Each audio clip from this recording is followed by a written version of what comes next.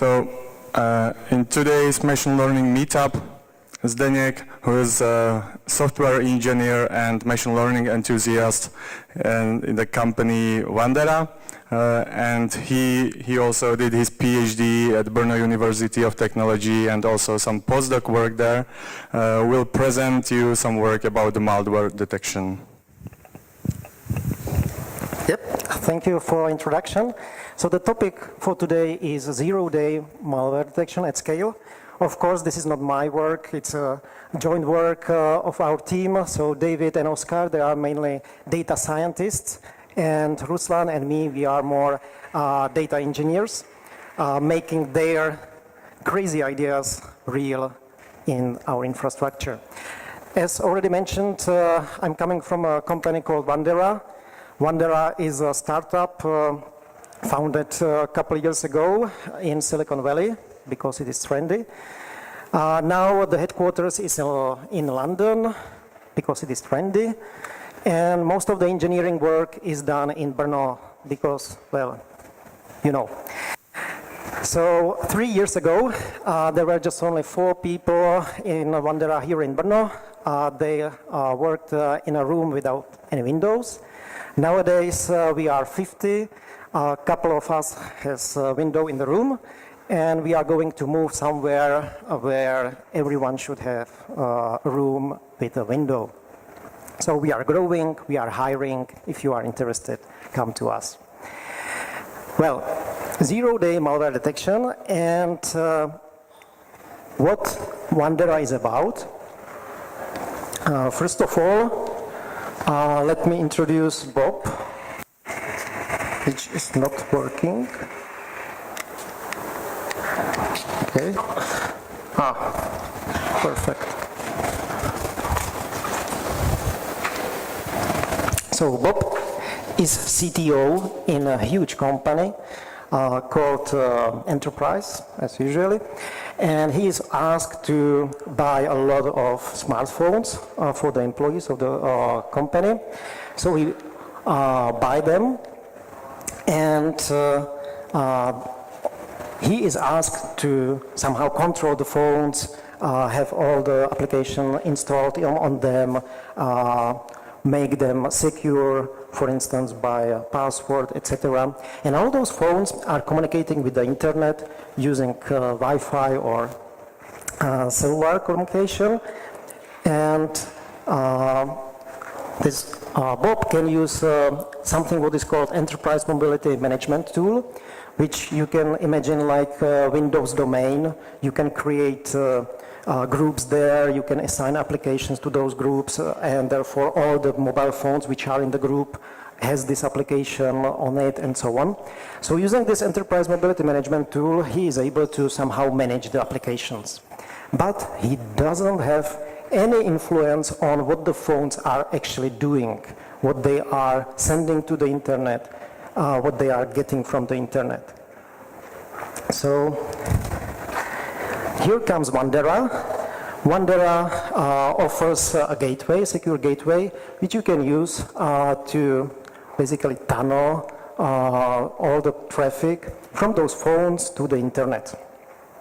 So, yeah, of course, you can think of a big brother. Yes, in a sense, Wandera is a big brother, and we are trying to be the best buddy, not the brother, in the network. And of course, we provide some more insight into data to the Bob, such that he knows that the company employees are not watching porn all the day at work, mainly because the enterprise is not in the porn business yet, etc. So that's Wandera. And today I'm going to speak about machine learning. So let's look on how Wandera works internally. So originally we have a smartphone which is communicating with the internet. With Wandera we put in the middle the secure gateway. The gateway gets the traffic and is able to block the traffic if there is such a rule given by the Bob. And of course, it can check whether you are not going to visit a phishing page, whether you are not going to download malware, for instance, or something like that, and how to do it in a smart way. So our company works on the RESTful microservices. So basically, from the gateway, we get a stream of events, of flow from the mobile phone to the internet and back. And of course, we have some databases, so we know some history. We are harvesting internet, so we can get very interesting information just from the internet. And of course, the mobile phone can send us some more information. If there is this enterprise mobility management tool, then we can get much more information from this tool as well. So where to put machine learning? One option is on the device. Of course, Google, for instance, offered TensorFlow, so you can do machine learning, some limited machine learning on the device. But believe me, you really don't want to support all the different operating systems, all the different versions of apps, etc. And mainly, you don't want really to use the user's battery to do a machine learning. So the other option is the gateway. The gateway is in the middle, so it's the right place to put any machine learning, any nice and advanced classification or detection, etc. And there is one problem. It must be very fast. We don't like really when you are staring on your mobile phone waiting for the page, for the picture of the page, for the subject of the page, etc. So it must be very fast. We have some applications out there, but it's not the case of the malware detection. So the third possibility is the RESTful microservices. So what I'm going to speak today about is a machine learning in the area of microservices. So, as a malware, in this case, I consider any program which is not welcome on your device, which might be problematic, it might steal your credentials, it might be ransomware, adware, whatever. So today I'm going to speak about a binary classification, whether it is malware or goodware. Of course, the concept can be reused, and you can detect just only ransomware, or you can use it in the way that it will answer you how much it is ransomware, how much it is adware, how much it is something else, etc. So, as I said, we have information from the internet, from a secure gateway, from enterprise mobility management tool, if it is used in the company, and our own databases. We harvest applications as we are getting to them, basically, so the database is ever growing.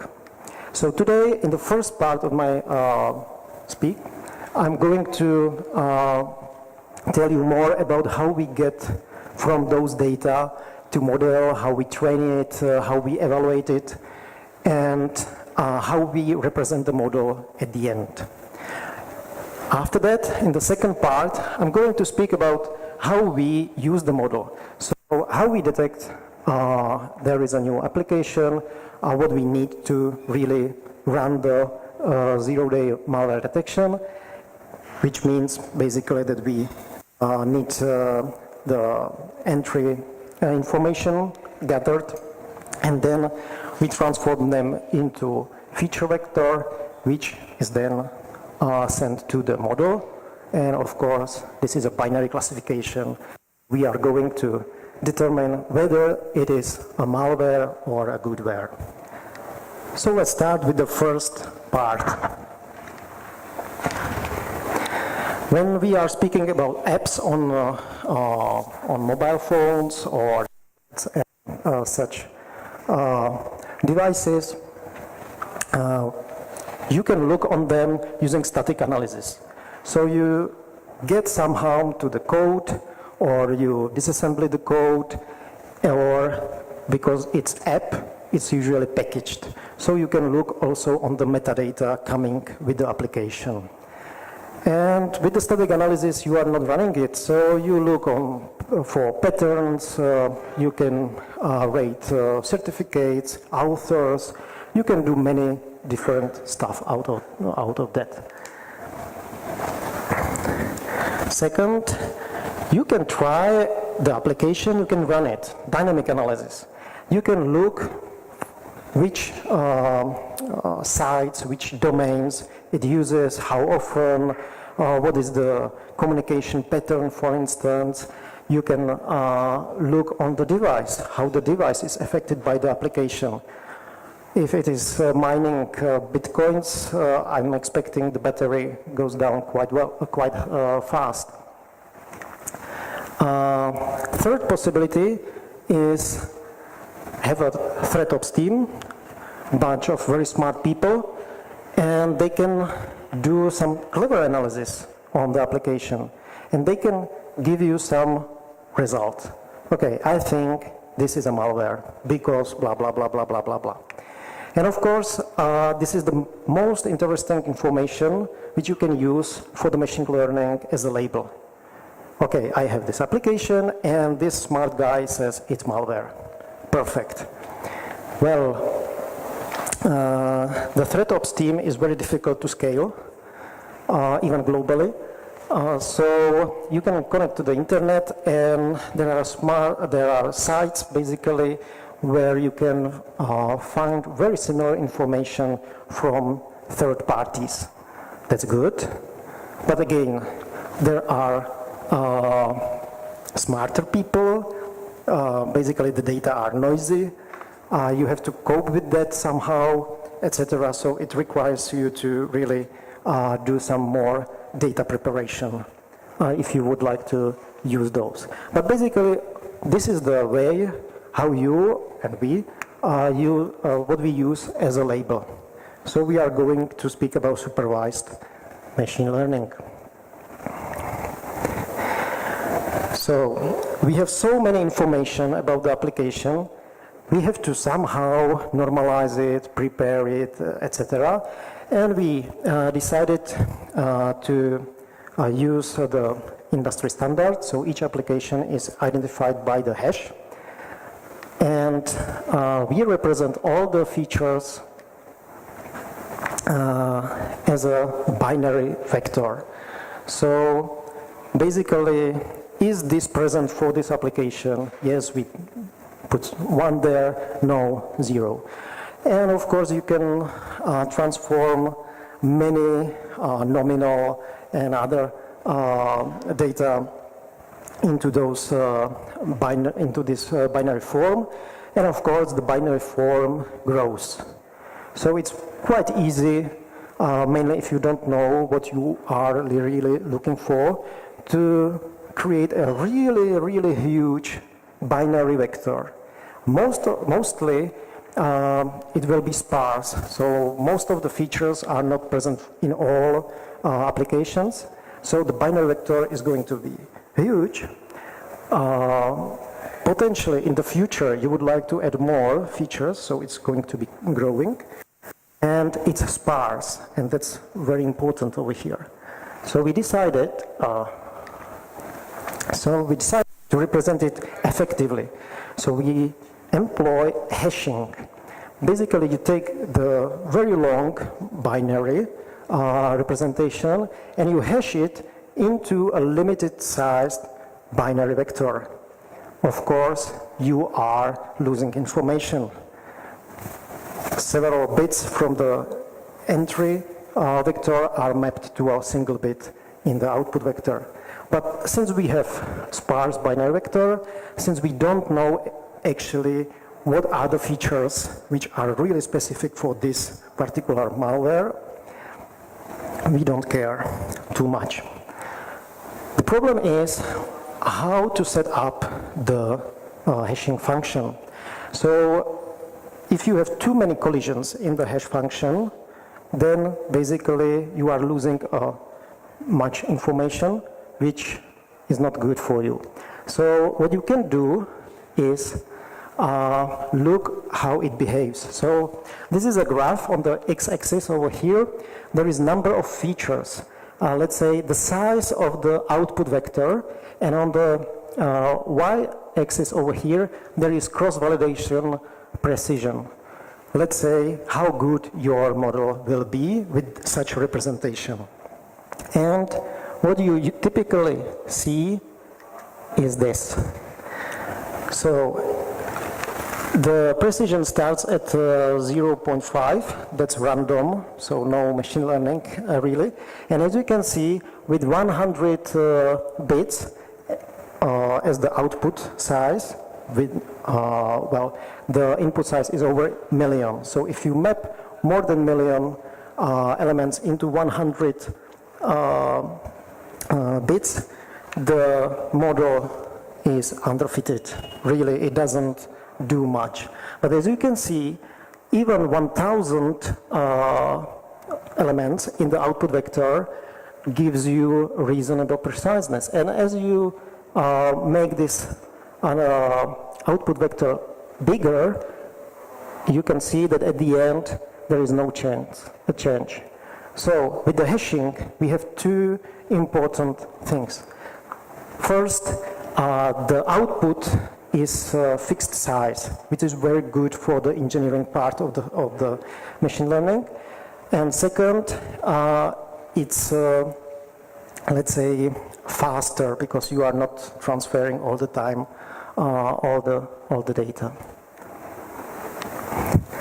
So we have representation, binary vector, fixed size, and we need to choose which algorithm to use for the classification. This graph over here, where on the x-axis you have train time per sample. This is one of the important features, let's say, or important aspects we were looking for. We would like to be 0 days, so we would like to retrain quite often, and if the retraining takes month, it's not good for us. So training time is very important for us. We need to feed the algorithm with as many samples as possible. So basically we are feeding it with all our database, which is ever growing, as I said. And again, we look on the cross-validation precision, how good the model is. So we started with random forest. Random forest is a nice starting point, because then you can disassemble the model, you can look inside, and you can check what features were important. Well, first of all, if you have hashing in place, it's very difficult to really map that to the original vector and to the features. And second, as you can see, there is no dot with the red color over here. So please expect it somewhere over there by the wall. I don't know whether it was bad setting on our side, but this algorithm, our initial attempt was very slow. So then we focused on the speed. Second choice was knife bias, and as you can see, it was super quick. Well, but the precision, can we do something about the precision? So we tried SVM, and finally we end up with logistic regression, which gives us reasonable precision and reasonable time for the retraining. So, as I said, we are working, or we are using supervised learning. We have surprisingly balanced training set. So in our set, there is about 50% of goodware and 50% of malware. I was quite surprised when this comes to me, because I was expecting a lot of goodware and some malware, but actually the hackers are very productive, and when they come up with a single, let's say, malware, they try to repackage it, get it to the customer in a different way using different channel. So usually it has different ID, and therefore you have many variations of the same basically malware. So we are using logistic regression. We guided by this limited memory BFGS algorithm. Basically, I'm not going into details. This is all what we found in Spark ML library. So we just use it. Nothing really rocket science. So again, how to understand the training process, how to be able to terminate it, what can happen there. So again, I'm going to present it on the graph. On the x-axis there is number of iterations, because learning is iterative process. And there are going to be, again, accuracy, how good we are, and loss, basically how close we are to be perfect. So there are 3 lines. The red one gives us the training loss of the model in each iteration. So basically how good the model in each iteration is on the samples. And as you can see, the loss, basically fitness function or a guiding function, is dropping. It stabilizes somehow at the end. Then we look on the test loss as well. The test loss is how good our model is on the samples which it doesn't seen during the training process. So as you can see, it goes down as well, and then it stabilizes a bit above the training loss. It's good that it's stabilized, because if it starts to rise again, it means that we overfit it. So our training loss is still good, but if our model is applied on the samples which it doesn't know yet, and it behaves wrongly, is not so good, then it's one of the possibilities how you can say, okay, there is something fishy, and basically I'm going to stop the training process. And of course, you look on the test accuracy as well, because you would like to really get a good, you would like to have a good model which is accurate, etc. If this line is too low, it means you usually underfit it. So your model is too generic, is not able to really perform nicely. So those are the values which we are focusing most during the training process, and we use them as the termination conditions. So if the training loss stabilized somewhere over here, then we are done.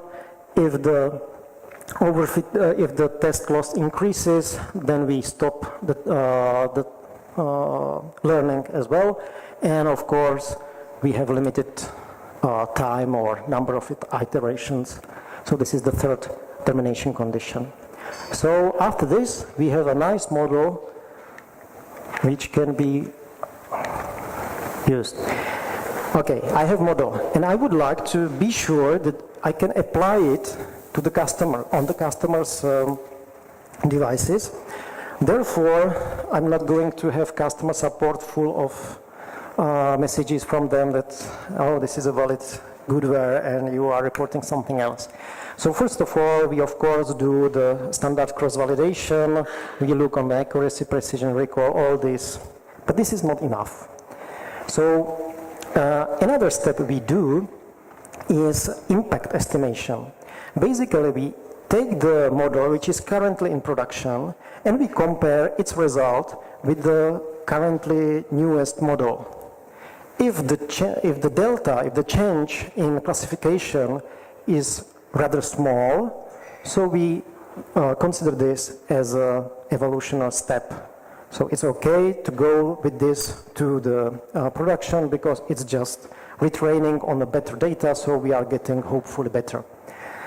If this impact estimation is indicating that the change is rapid, there is something very fishy, and we need to analyze the model more to be sure that what we are going to provide to customers is really in a good shape.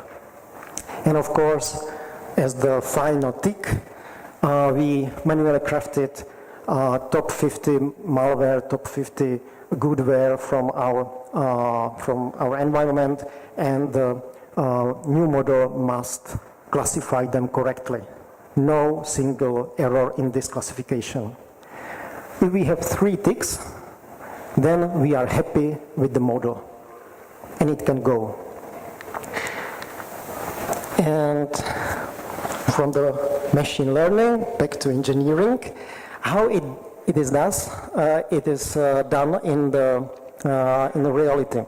So it is 0 day. It should be fully automatic without really much possibility for human error, such that we can really go, let's say, fast. So at the beginning there is Jenkins job, which is able to start Amazon EMR, the cluster. We are using, I guess, right now just only 3 nodes, but we can basically configure as many as possible. And in using Spark ML and Scala, we do the retraining. So we are not using anything out or anything specific for us. It's all what you can download from the internet, the classic models, everything like that. So the EMR does the training phase and the testing phase. And the model itself is then exported into something what is called PMML, Predictive Model Markup Language, an industry standard, basically an XML which encodes the model, its structure, the weights, whatever. And this is stored in some place together with the results. So again, Jenkins take the results of the test. If he finds 3 ticks, we are happy. The PMML can be packaged and sent to production. Of course, still we are a bit unsure, so there is QA step in our case. So QA guy have to come and tick it as well. But it could be really fully automatic. So right now we have the model over here, and let's speak a bit about how we can do the malware detection. So as we have the traffic of the device, we have some status updates from the device. So it's very difficult or easy, depends on how you look on it, to decide that you have enough data to really generate the feature vector. So you have to be very careful what you put in among the features. If the feature is very difficult to obtain, for instance, if it is, I don't know, average number from the last month, so then you need to really have the malware there for 1 month, looking at it, and then you can extract the feature. So this is usually not the case if you are 0 day. So whenever we have enough information for the feature extraction, we extract the features the same way as we did it for the model training, and it gets to the decision. And the decision is done in the open scoring service. Open scoring is a project, again, freeware from the internet. You can find it on this on this web page, and it's Java microservice, so it's perfect fit into our microservice Java-based backend, which is able to load the PMML and execute a model for the given input, which gets there as the REST call. The advantages: we don't need really to have this EMR cluster running all the time. We just retrain there, test there, and then we can shut down the cluster until we need it again. So it's much cheaper to have just open scoring service sitting there, which needs really low requirements like memory. 32 megabytes is okay, and it's super fast. In milliseconds, it gets you results. Of course, the malware model with so many features, it's not so small. So the 32 megabytes is for another model. For the malware detection, we have, of course, some higher requirements on it. But still, it's scalable. You can run as many copies of the open scoring as you want, and you can get the results. Another point of view. The PMML allows us to work separately. So David and Oscar, they are data scientists. They train the models, they experiment with the models, etc. So their environment is changing rapidly as they are experimenting and things like that. With the PMML, the production code doesn't need to be changed so often. Basically, we didn't change it since the first step. So you can really experiment with the data. Even you don't need to use Spark. It could be any tool which is able to produce PMML. And still, our infrastructure with microservices can handle the model and apply it to what we have there. Okay, so some lessons we learned on the way. So first was overfitting. We were trying to avoid it, but still we had a problem that there was a discrepancy between cross-validation result and production result. When we, for the first time, apply it in the production, of course in the silent mode, no one was warned that there is malware or something like that. But the values were different. So we looked on that, and we found out 3 contributing factors. So first of all, there were duplicates in training data. So we took the application with the unique hash, and we get the hashed feature vector at the end. But there was many applications, many different unique hashes, applications, which produced the same hashed representation. And we didn't check for that. So then in our training set, we had many instances of the same vector. And of course, if you have it in the training set and you use cross-validation, then it's also in a validation set. So that was one contributing factor. Another one, size of the feature space. In this case, we didn't know exactly whether it was setting of the hash function we used, or whether it was the model, its properties which we used, which made the model, let's say, tend to overfit. And the third possibility was that we are doing this cross-validation during the training, where we have 50-50 goodware malware, and in production we of course are not hitting such high numbers or such a good distribution. So what we did, we removed duplicates after hashing, so each vector entering the training set was unique. We increased the regularization parameter. Again, this is, let's say, parameter which makes the model more generic, and therefore it is able to overcome the overfitting. And again, this is what you have in Spark ML, so we didn't really introduce anything new.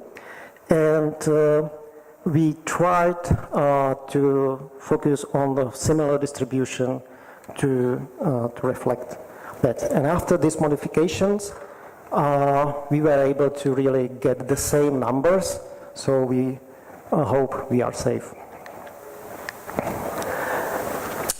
Another lesson, hashing.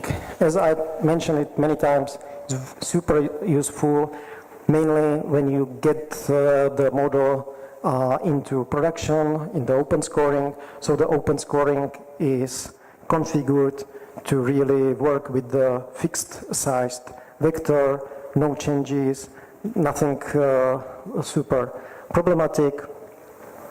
And of course, it's much faster because you are not training on the huge vectors, just let's say smaller. Overfitting, underfitting, I've already spoken about it many times.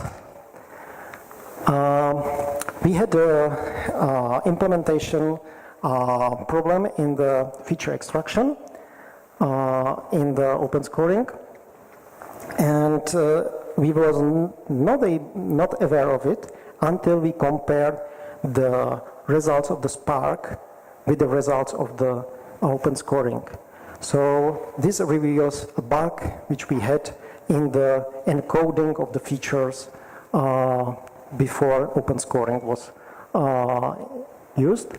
And at the end, do not modify PMML manually. It's XML, so it's text file, so you can get inside and play a bit.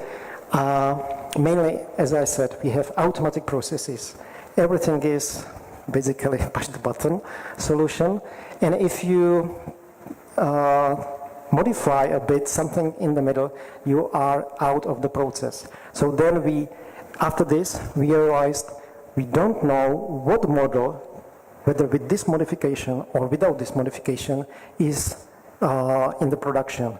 And whether there is a mixture of those or whether there is only with the modification or not. So we had to retrain a new model basically and replace the model on all open scoring instances. Yep, and that's all. So thank you.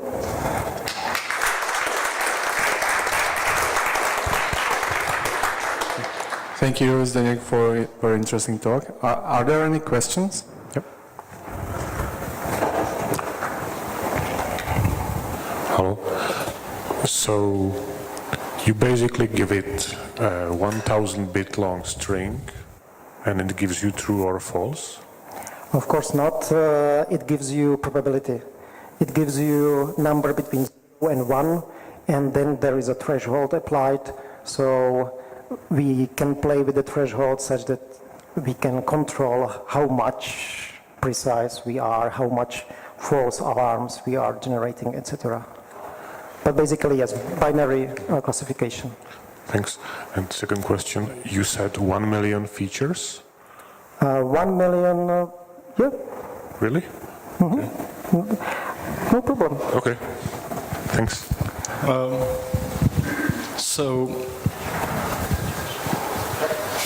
Hello. If I get you right, you said that you are using features like the access rights of the application and so on. So how do you get it if the only piece is the gateway, which only has available traffic going to mobile and... Yeah, exactly. This is a tough problem, of course. We know that there is a new application in our environment, and we know which device it has, basically. But sometimes it is a problem to get the application from the device. So we need to search internet, try to access the same sites, for instance, or something like that. I can't reveal what we are doing exactly. But that's one possibility. Another possibility is that part of the information is sent by the device to us or by the third party to us. So we might get some of the information. And it is very difficult to decide, okay, now we have, let's say, all the information. Okay, so basically you extract everything from the traffic. There is... No. Not only traffic. Yeah. The static analysis is there. Basically it's some magic which you do. Okay. The traffic basically can show us that there is something new. The status update coming from a device can show us that there is something new. There are many ways how we can get the information. There is something new, and it's then tough task to get all the information for the application. Okay. Could you describe more the hashing function? Not exactly. Well, they are not there. There is a link. There is a link on the slides. The research paper. Basically, we again followed the paper and we found a library which we used. But basically, it's a kernel-based hashing function, and I'm not aware of the details. So the link is on the Slido. Yeah. Can I have? Okay, thanks. Yeah, it's there definitely. When the hashing function is introduced, on the bottom of the slide there is a reference. Can you go back to the slide with questions now on the slide? as far as I remember, the performance of logistic regression was better than automation in terms Of accuracy and speed. this is something which I guess, does it work, the mic?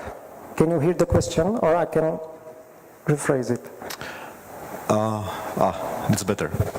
So once again, on your slide you showed that the performance of logistic regression was better than support vector machines, which is hard to believe. I'd like to ask you if you what kernel function did you use, and if you did normalization and standardization of the features. Okay, several questions. So as for the normalization and things like that, there is a binary vector. Basically, we do not much normalize there. Of course, there is some normalization which will, for instance, if I have nominal value, I need to somehow express it. So there is some encoding in place, etc. But no special normalization in place. As for the performance difference between SVM and logistic regression, those values which you saw were not accurate. I can't really reveal exact numbers, but the let's say the position on the graph was correct. So yeah, that was a result which we got. I can't really say why it was so. We of course tried different parameters of the functions, etc. But I really can't say why it was behaving like that. So we tried several possibilities. Those were the findings for our application, and therefore we choose the best what we had. Of course, there might be something wrong, let's say, in any piece of that chain, but currently this is working, and the logistic regression got the best, let's say, values. Okay, if you have only binary features, normalization doesn't make sense. Thank you. Okay, hello. My question is, when you are doing the dynamic analysis, how do you extract features from the traffic? For example, if you analyze sequences of requests or something like that, how do you extract features from such sequences or wider traffic samples? Yeah, again, I can't really go too much deep into the problem, but basically the feature is binary value. So either it is there or it is not there. And it depends how you define it. So if you have traffic, for instance, and you are able to somehow follow the traffic, so you see it either on the gateway or you just run the application on your desk and you can basically capture all the traffic. So then you basically come up with a condition. If the condition is satisfied, then you place 1 into the column. That it would work like that. So it's basically, from my point of view, it's basically a signature if it's present or not. Mm-hmm. Okay. Thank you. Is there any other question? So every new malware is somehow similar to old malware from someone else? Not every, but people are lazy. So, for instance, you can buy on the black market a tool where you really click, by clicking, you are selecting what original application you would like to use, what you would like to add there, how you would like to package it, etc. So, of course, we are much more, let's say, successful in detecting those lazy people. And if someone is super, let's say, innovative, we might get problems. But of course, if he is innovative in a wrong way, then his application stands out of the others. So we might detect that. Okay, if there's no other question from the audience, we can move to the Slido. We'll start with the top-rated questions. So, how often you happen to train model that is better than the current one in the production? Yeah, this is more or less an engineering, management decision. From the engineering point of view, we can do multiple retraining every day. But right now it's much better, let's say, it's better fit with our release processes if we do it in the, let's say, few days or few weeks. Depends on how much, of course, depends also on how much the original database grows. We can control it even with this, for instance. So it can be very different. Okay. What is your source information that the sample is or not malware? Do you use any public data set? Yes, we do use also public databases. Okay. I guess this is also the answer for the next question. How did you get at the first one? The first data set, basically we have our own threat ops team which is analyzing applications. We harvest databases from the internet. We have paid for some database access to some databases. It's really multiple sources, and it gets us also new problems with cleaning the data, because if you have too much data of different sources, they have different structure, different reliability, so we had to play with that as well.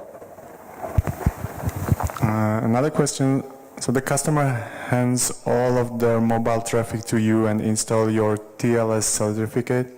Are your servers really that secure? No comment. Yeah, of course, security is a big topic in our company, so we are trying our best. Of course, we are every year we are getting through the process to ensure that we are still very secure, and it's a big topic also for our customers. So they are asking for that, and we have to follow. So yeah, we are trying our best. more theoretical question, so we will see how you are good in it now. Let's postpone it to offline. Okay, I think that makes sense. So, have you attempted to create a hash function dynamically? No, we didn't. As I'm not aware of such experiment, so I don't think we did. It was really, I guess, static. Mm-hmm. How much time did it take to debug the automatic model deployment, and what were the biggest problems? Debug the automatic model deployment. By the deployment, in this case, I would consider how it gets from when the model gets packaged and when it is active in production. So we have three, let's say, environments on the way, such that QA can touch it, ops operations can make sure they are able to deploy it without problems, etc. By debugging, we have automatic tests, so it's placed on the first environment, let's say, in this QA, let's say, and a bunch of tests is running through that model. So basically, it's fully automatic deployment, 50 seconds, something like that. It's quick, basically just automatic part of it, let's say. Now we have a new question. Do you offer hosted solutions? I suppose that real enterprise policies wouldn't allow such traffic handover to a third party. Well, again, a tough question. We are a hosted solution, as I understand it. I'm not perfectly sure what the hosted solution means. And it's, of course, up to the customer whether he trusts us. He might have some specific requirements. We are trying to fulfill those requirements. So it's not always the case that we get everything to our databases or something like that, or we don't get all the information. Basically, this is a business secret, so might be different. Yeah, okay. I think the company itself was your machine learning magic.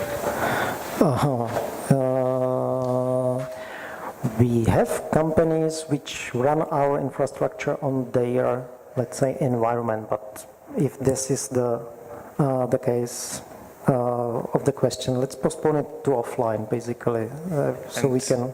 Is it really zero-day detection, like anomaly detection? Not anomaly detection, but zero-day means that I haven't seen that particular application before. That's anomaly detection. Yeah, we have anomaly detection as well on something else, and I wouldn't really follow this way of saying that. So this is 0 day by the notion that we are able to say this is malware about something what we haven't seen before. If we are the first one in the world to see this application, that it's true 0 day, and that's it.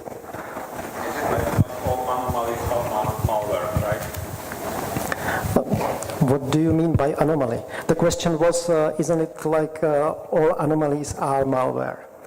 So, don't know anomaly detection, but malware detection, because not all anomalies are malware. So you detect anomalies and then... Yeah, exactly. So if we speak about anomaly detection, then you need to establish some normal, what it is, average, whatever, and then you are looking for very, let's say, outliers from this It could be cluster, it could be something else, but from this profile, for instance. So we do such things as well, but it's for a different, let's say, talk over here in the future. Okay, I know we skipped one of the questions, but if anyone is really interested in the theoretical part about the algorithms, please come during the networking session to Zdenek and he will explain it to you. So let's thank to the speaker again.